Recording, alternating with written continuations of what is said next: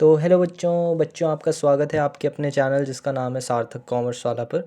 तो जैसा कि मैंने पिछली वीडियो में आपको बेस बताया था मैनेजमेंट का, बेसिक ऑफ मैनेजमेंट मैंने क्लियर किया था। तो मैंने यहाँ पे लिखा है कि प्लीज़ अगर जिसने भी अभी जो पहली बार मेरे चैनल या ये वीडियो को देख रहे हैं वो पहले पार्ट 1 देखें जाके, nature and significance of management का, जिसमें मैंने मैनेजमेंट का एक पूरा बेस जो है आपके लिए क्लियर कर दिया है, ताकि आप मैनेजमेंट के बारे में जितना भी ओवरऑल व्यू है वो लेके यहाँ पे आएँ, जिससे आपको ये कैरेक्टरिस्टिक्स जो हैं जो आज मैं इस वीडियो में कवर करने वाला हूँ और साथ में इम्पोर्टेंस भी कवर करूँगा।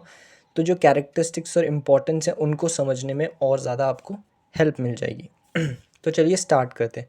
तो पहला टॉपिक है हमारा कैरेक्टरिस्टिक्स ऑफ मैनेजमेंट, यानी कि मैनेजमेंट आपको मैंने पढ़ा दिया था, अब पढ़ेंगे हम कैरेक्टरिस्टिक्स ऑफ मैनेजमेंट कि मैनेजमेंट के क्या कैरेक्टरिस्टिक्स होते हैं, क्या खासियत होते हैं इसके। सबसे पहला, management is a goal oriented process. बहुत ही बेसिक है, पार्ट 1 जाके देखिए, उससे बहुत क्लियर हो जाएगा। मैंने आपको बताया था पार्ट 1 में भी कि मैनेजमेंट सबसे पहले एक ऐसा प्रोसेस होता है जो एक ऑर्गेनाइजेशन में वर्क डन करवाता है ताकि एक ऑर्गेनाइजेशन अपने गोल को अचीव कर सके। हमें तो डेफिनेशन से ही क्लियर हो गया कि मैनेजमेंट एक ऐसा प्रोसेस ही एक ऐसा है जिसका मेन एम ही क्या है, अपने ऑर्गेनाइजेशन के गोल को अचीव करवाना।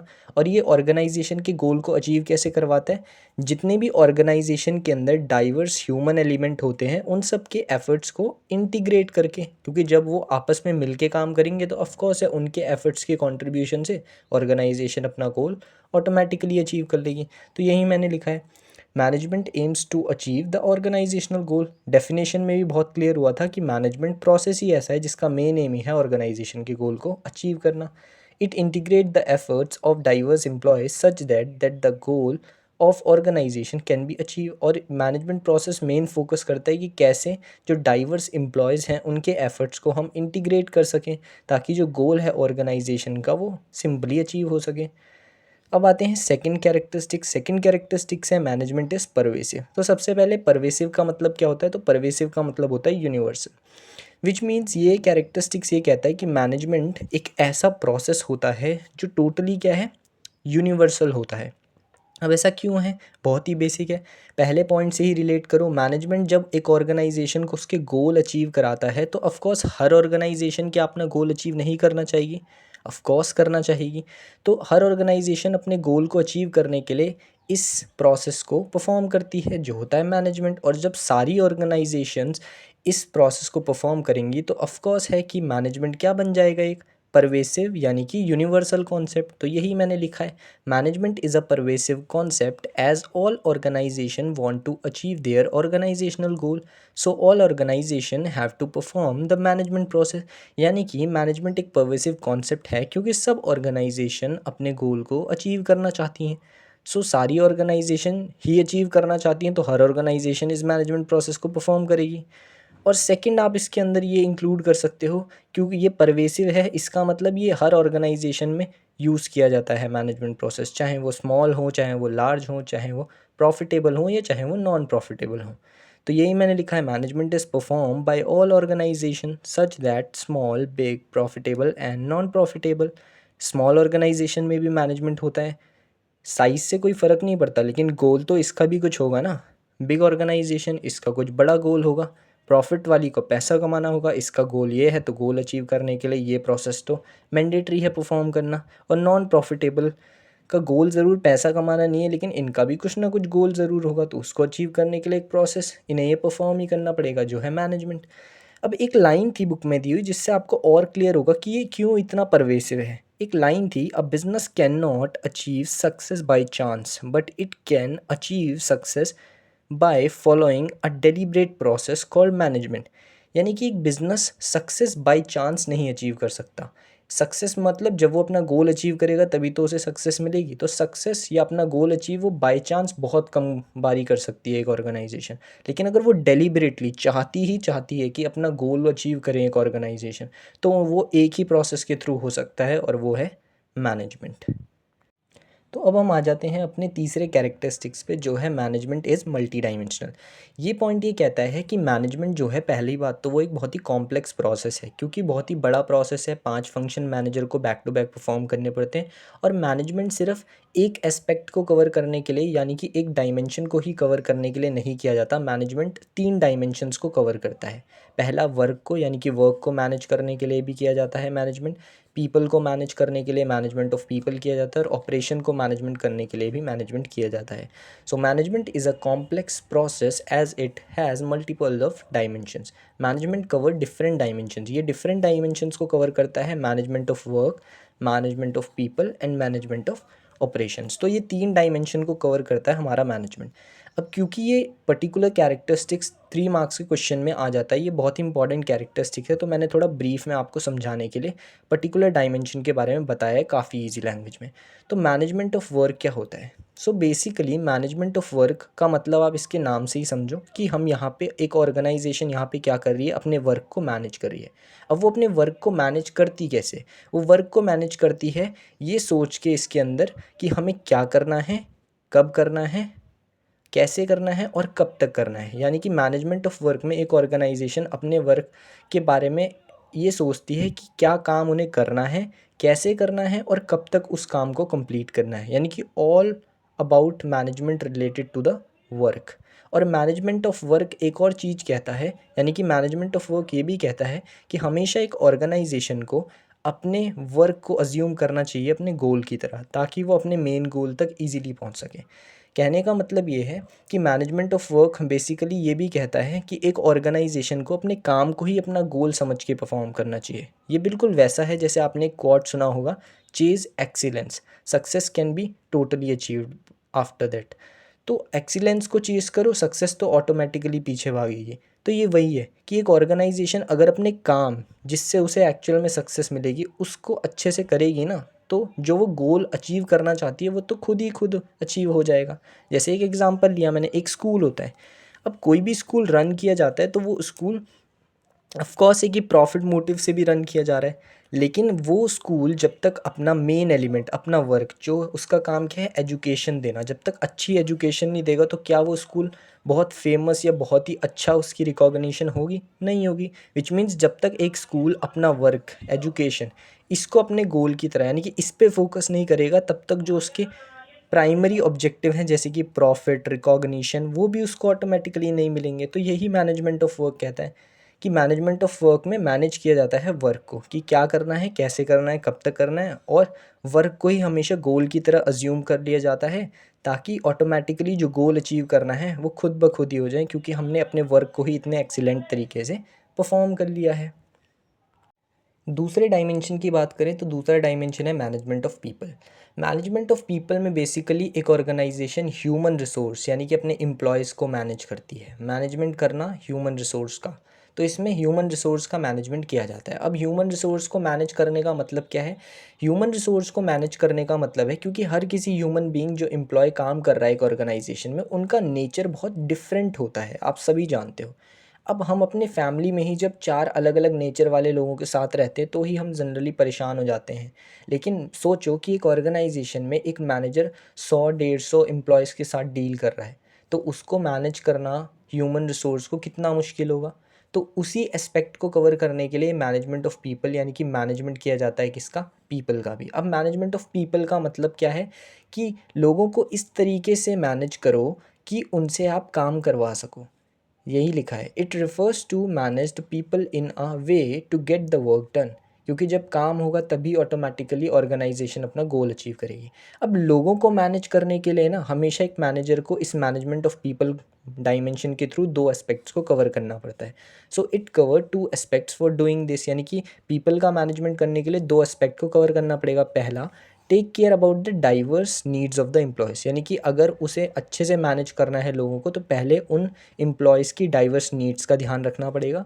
And second, it refers to provide people task which makes them effective not relevant. और एम्प्लॉयज़ को वो काम देना चाहिए जो उसके जिसमें वो कॉम्पिटेंट हों, ज़्यादा कैपेबल हों जिसे करने में, ताकि वो उन्हें ज़्यादा इफेक्टिव बनाए, ना कि इररेलिवेंट। तो ये 2 एस्पेक्ट्स अगर एक ऑर्गेनाइजेशन या एक मैनेजर अपने एम्प्लॉयज़ के साथ कवर कर लेगा तो मैनेजमेंट ऑफ पीपल डायमेंशन को कवर करना भी काफ़ी ईजी हो जाएगा।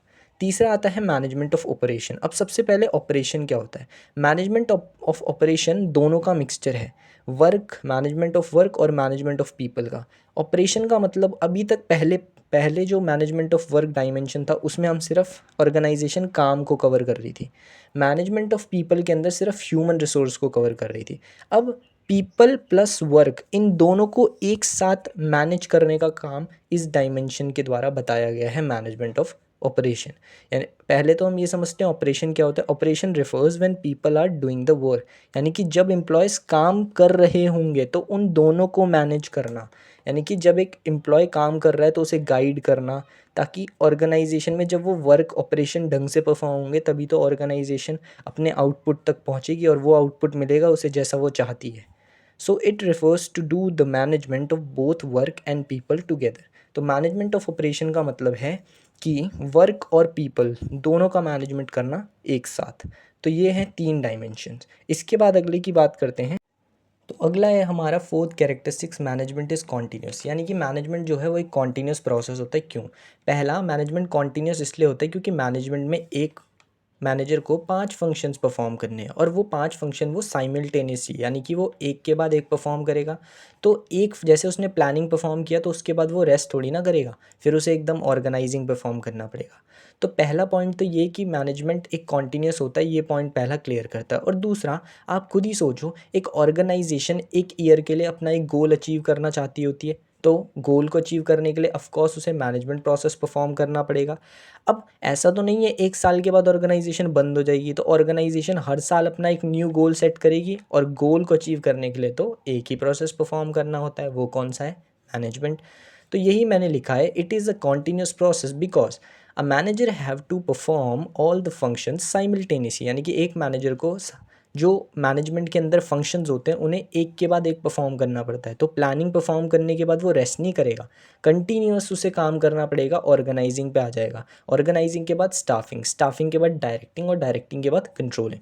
And second point, second management is continuously year by year to achieve goals of different year. यानी कि सेकंड पॉइंट ये है कि मैनेजमेंट कॉन्टीन्यूस इसलिए भी है क्योंकि ईयर बाय ईयर एक ऑर्गेनाइजेशन के अलग अलग गोल्स होते हैं जिन्हें वो अचीव करना चाहती है, तो ऑफकोर्स हर साल ही उन्हें मैनेजमेंट प्रोसेस को परफॉर्म करना पड़ेगा, तो इसलिए मैनेजमेंट कॉन्टीन्यूस होता है। पांचवा कैरेक्टरिस्टिक्स है management is a group activity. Management एक ग्रुप एक्टिविटी। अब ऐसा क्यों का है? Management aims to achieve the organisational goal by integrating the efforts of all the members of organisation. अब मैनेजमेंट एक ग्रुप एक्टिविटी है। हमने मैनेजमेंट की बेसिक पहली वीडियो में ही समझा था कि मैनेजमेंट एक ऐसा प्रोसेस है जो एक ऑर्गेनाइजेशन में ऐसा एनवायरनमेंट डेवलप करता है कि सारे मेंबर्स के एफर्ट्स को इंटीग्रेट किया जा सके। अब इसका मतलब मैनेजमेंट का मतलब ही है सब लोगों के एफर्ट्स को इंटीग्रेट करना।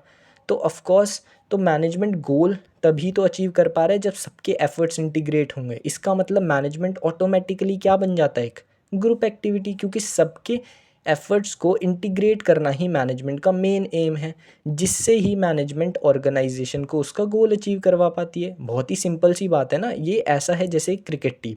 क्रिकेट टीम में 3 डिपार्टमेंट्स होते हैं, बैटिंग, बॉलिंग और फील्डिंग। अगर एक क्रिकेट टीम मान लो उसमें हर कोई अब इंटीग्रेट होके कंट्रीब्यूट नहीं कर रहा है तो क्या टीम जीत जाएगी?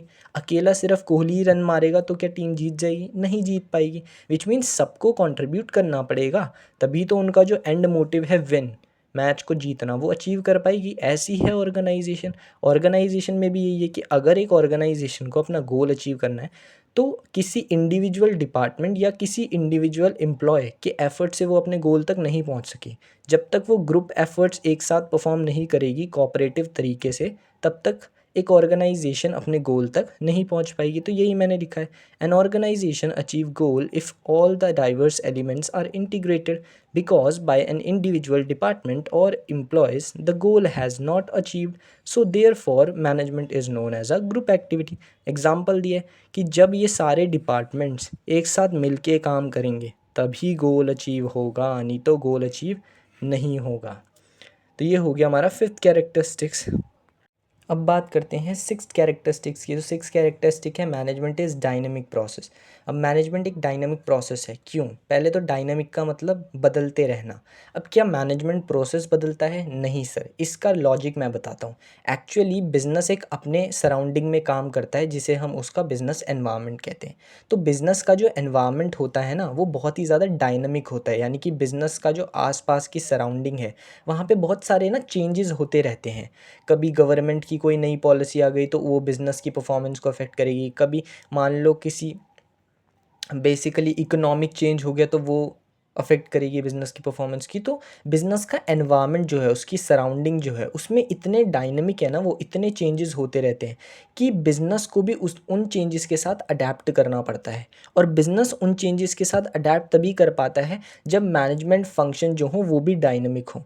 तो मैनेजमेंट फंक्शन ही या मैनेजमेंट प्रोसेस ही वो प्रोसेस है जो डायनेमिक हो जाता है जब हमारा एनवायरनमेंट भी डायनेमिक हो जाता है।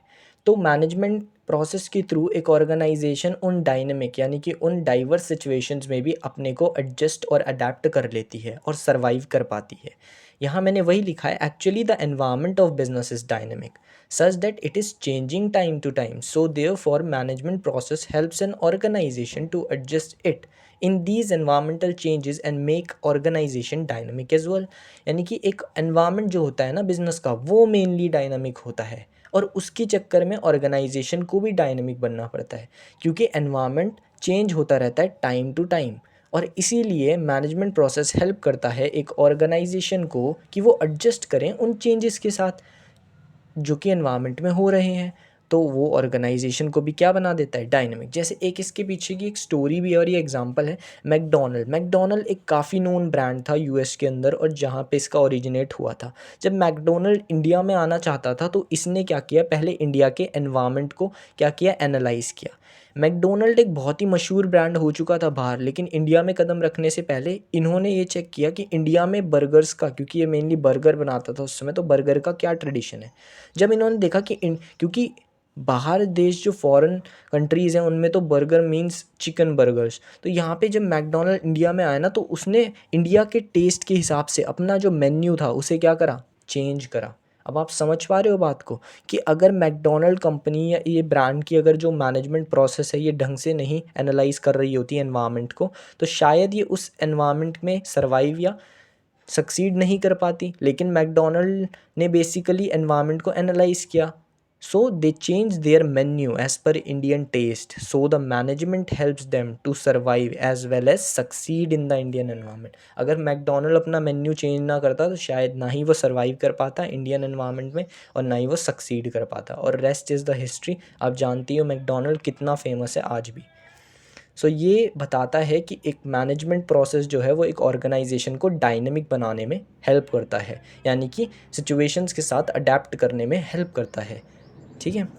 Last characteristics and the seventh characteristic is management is an intangible force. Management एक इंटेंजिबल का मतलब है कोई भी वो चीज़ जिसे हम ना ही देख सकते हो और ना ही जिसकी कोई फिजिकल एग्जिस्टेंस हो। तो बहुत सही बात है, मैनेजमेंट जो है उसकी कोई एग्जिस्टेंस नहीं होती है, मैनेजमेंट को सिर्फ फील किया जा सकता है। अब वही मैंने लिखा है, management can be felt, it can not be seen or have any physical existence. Management को सिर्फ फील किया जा सकता है, इसको हम ना ही देख सकते हैं और ना ही इसकी कोई क्या होती है, फिजिकल एग्जिस्टेंस होती है। अब मैंने यहाँ पे एक पॉइंट लिखा है क्योंकि केस स्टडीज़ में बहुत बार आ जाते हैं ये पॉइंट्स, तो आप इनको पढ़ लेना और ये इस पॉइंट में भी इंक्लूड कर सकते हो तो और इन्हेंस हो जाएगा आपका answer. Some parameters which show the science of good management. कुछ ऐसे पैरामीटर्स हैं जिनसे पता चलता है कि एक ऑर्गेनाइजेशन अच्छी मैनेजमेंट कर रही है अपने ऑर्गेनाइजेशन में। जैसे कि गोल का अचीव होना, एक ऑर्गेनाइजेशन गोल कब अचीव करेगी, जब मैनेजमेंट अच्छा हो रहा होगा। एम्प्लॉयज़ क्या है, एम्प्लॉयज़ जो हैं वो सेटिस्फाइड कब होंगे, जब मैनेजमेंट अच्छा हो रहा होगा। और प्रॉफिट भी कब कमा रही होगी, जब मैनेजमेंट।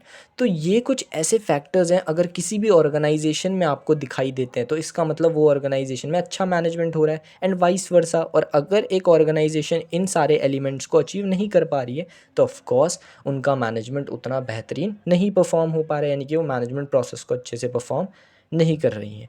सो अब इसके बाद हम आगे बढ़ते हैं अपने अगले टॉपिक पे जो है इम्पोर्टेंस ऑफ मैनेजमेंट।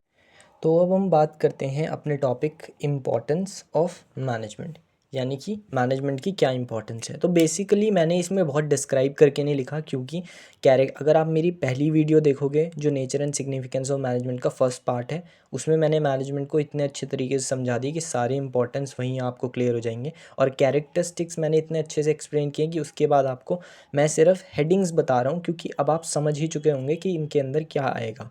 तो प्लीज़ कैरेक्टरिस्टिक्स को बहुत अच्छे से देखिएगा और फिर मैनेजमेंट के इंपॉर्टेंस ऑटोमेटिकली आपको समझ आ जाएंगे। पहला importance, management helps to achieve organisational goal. आपने देख ही लिया, ये तो मैनेजमेंट का मेन एम ही होता है, तो ऑफ कोर्स है ये इसलिए भी इम्पॉर्टेंट है मैनेजमेंट, क्योंकि ये हमारे क्या करता है, ऑर्गेनाइजेशन के गोल अचीव कराता है। Management makes organisation efficient. Management organisation को क्या बनाता है, एफिशिएंट। यानी कि हमने डेफिनेशन में ही पढ़ा था कि मैनेजमेंट एक ऑर्गेनाइजेशन के गोल को एफिशिएंट और इफेक्टिव मैनर में अचीव कराता है।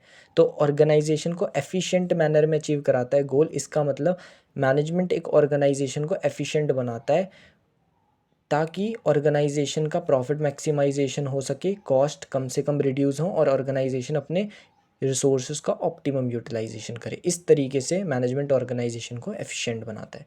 तीसरा, management make organisation dynamic. Management organisation को डायनेमिक बनाता है। कैरेक्टरिस्टिक्स में भी आपने समझ लिया था कि ये मैनेजमेंट जो है वो ऑर्गेनाइजेशन को डायनेमिक बनाता है, यानी कि अलग अलग एनवायरनमेंट चेंजेस के साथ अडेप्ट करने में हेल्प करता है और उस एक ऑर्गेनाइजेशन को सर्वाइव करने में भी हेल्प करता है उन चेंजेस के साथ जो कभी भी आ जाते हैं, जो फ्रीक्वेंट होते हैं। Fourth, management achieves personal objective. ये दो जो हैं भी कैरेक्टरिस्टिक्स आपको ज़्यादा क्लियर नहीं होंगे, क्योंकि ये ऑब्जेक्टिव जब मैं आपको पढ़ाऊंगा अगली वीडियो में तो क्लियर होंगे। तो अभी आप समझ लो कि मैनेजमेंट जो है वो पर्सनल ऑब्जेक्टिव का मतलब यहाँ पे है हर एम्प्लॉय एक ऑर्गेनाइजेशन में अपने कुछ अरमान या अपने कुछ ऑब्जेक्टिव्स लेके आता है, जैसे कि ज़्यादा सैलरी हो, वर्किंग एटमॉस्फेयर अच्छा हो, ठीक है, ये सब चीज़ें। तो मैनेजमेंट में ना आप अभी ऑब्जेक्टिव पढ़ोगे कि मैनेजमेंट, हमने पढ़ा ना अभी, हम बहुत बोल रहे हैं कि मैनेजमेंट अपने ऑर्गेनाइजेशन ऑब्जेक्टिव को अचीव करना चाहता है, अपने ऑर्गेनाइजेशन गोल को अचीव करता है। अब उसमें ऑब्जेक्टिव्स भी ना 3 तरीके के होते हैं, जिसमें पहला होता है आपके ऑर्गेनाइजेशनल ऑब्जेक्टिव, दूसरे होते हैं पर्सनल ऑब्जेक्टिव और तीसरे होते हैं सोशल ऑब्जेक्टिव। तो उसमें आप समझोगे कि मैं क्या बोलना चाह रहा हूँ यहाँ पे। तो अभी आप इतना मैंने हल्का ब्रीफ दे दिया तो आप समझ लो कि मैनेजमेंट जो है वो पर्सनल ऑब्जेक्टिव, यानी कि एम्प्लॉयज़ को उनके अपनी इच्छाएं और उनके अपने ऑब्जेक्टिव्स को अचीव करने में भी हेल्प करता है। लेकिन वो तभी हो पाएगा जब मैनेजमेंट सबसे पहले अपने खुद के ऑब्जेक्टिव अचीव करेगी, ठीक है। And fifth is management helps to development of society. और मैनेजमेंट जो है वो हेल्प करता है एक सोसाइटी को डेवलप करने में। वो भी क्यों, क्योंकि मैनेजमेंट का एम होता है, मैनेजमेंट में 3 तरीके के ऑब्जेक्टिव्स हैं जैसे मैंने आपको बताया जो उसे अचीव करने होते हैं। तीसरा होता है सोशल ऑब्जेक्टिव। सोशल मतलब सोसाइटी के थ्रू, जैसे कि अच्छे प्रोडक्ट्स देना रीजनेबल प्राइस पे, इको फ्रेंडली मेथड्स का यूज़ करना, अपॉर्चुनिटीज़ एम्प्लॉयमेंट अपॉर्चुनिटीज़ प्रोवाइड करना वीक एरियाज़ के अंदर। तो ये सब बेसिकली इम्पॉर्टेंस होते हैं।